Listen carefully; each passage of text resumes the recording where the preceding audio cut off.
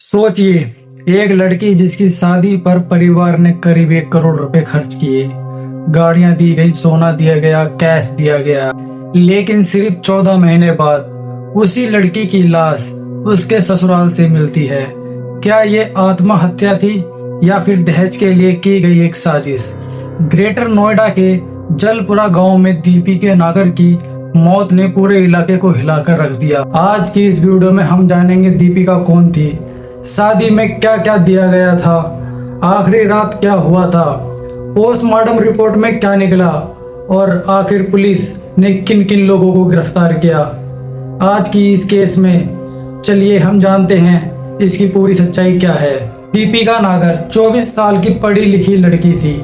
Reports के मुताबिक अपने घर में सबसे ज्यादा पढ़ी लिखी लड़की मानी जाती थी। परिवार में सबसे छोटी बेटी थी और घर वालों की बहुत ज्यादा लाडली थी।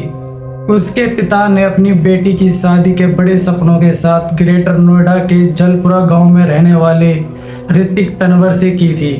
शादी दिसंबर 2024 में हुई थी।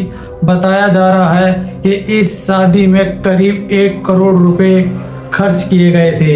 इतनी भारी रकम। परिवार के मुताबिक शादी में लाखों रुपए कैश दिए गए, करीब 50 लाख रुपए का सोना, फर्नीचर, महिंद्रा स्कॉर्पियो एसयूवी रिश्तेदारों को गिफ्ट दिए गए। लेकिन आरोप है कि शादी के कुछ महीने बाद ससुराल वालों की नई मांग शुरू हो गई। दीपिका के पिता का दावा है कि उन्हें फॉर्च्यूनर गाड़ी चाहिए थी और 50 लाख रुपए भी। परिवार का आरोप है कि दीपिका को लगातार मानसिक रूप और शारीरिक रूप से परेशान किया जाता था। रिपोर्ट्स में यह भी सामने आया है कि दीपिका को 2 बार मेडिकल कॉम्प्लिकेशन की वजह से अबॉर्शन से गुजरना पड़ा था। इसके बाद भी उस पर ताने और दबाव जारी रहे। परिवार का कहना है कि कई बार दीपिका रोते हुए फोन करती थी, लेकिन हर बार घर वाले यही सोचते रहे कि शायद समय के साथ सब ठीक हो जाएगा। 17 मई की रात बताया जाता है कि दीपिका ने अपने परिवार को फोन किया और वो रो रही थी। उसने कहा कि उसके साथ मारपीट हो रही है घर में। इसके बाद दीपिका के पिता और कुछ रिश्तेदार ससुराल पहुंचे और मामला शांत कराने की कोशिश की, लेकिन देर रात अचानक खबर आती है कि दीपिका छत से गिर गई है। जब परिवार अस्पताल पहुंचा तो उनकी दुनिया उजड़ चुकी थी, क्योंकि दीपिका नागर की मौत हो चुकी थी अस्पताल में। शुरुआत में मामला आत्महत्या का बताया गया, लेकिन फिर पोस्टमार्टम रिपोर्ट ने पूरे केस को नया मोड़ दे दिया।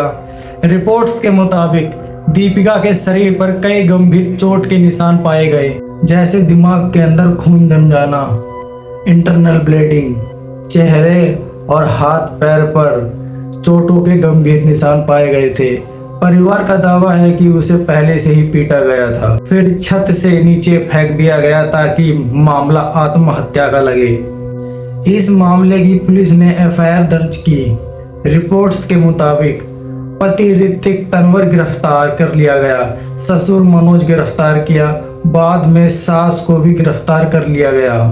ये तीनों लोगों को गिरफ्तार पुलिस वालों ने बहुत जल्द कर लिया था। अब पुलिस इन तीनों को गिरफ्तार करने के बाद पुलिस अब कॉल रिकॉर्ड्स, मेडिकल रिपोर्ट्स और बाकी सबूतों की जांच कर रही है। जैसे ही ये मामला सोशल मीडिया पर वायरल हुआ, लोगों में भारी गुस्सा देखने को मिला।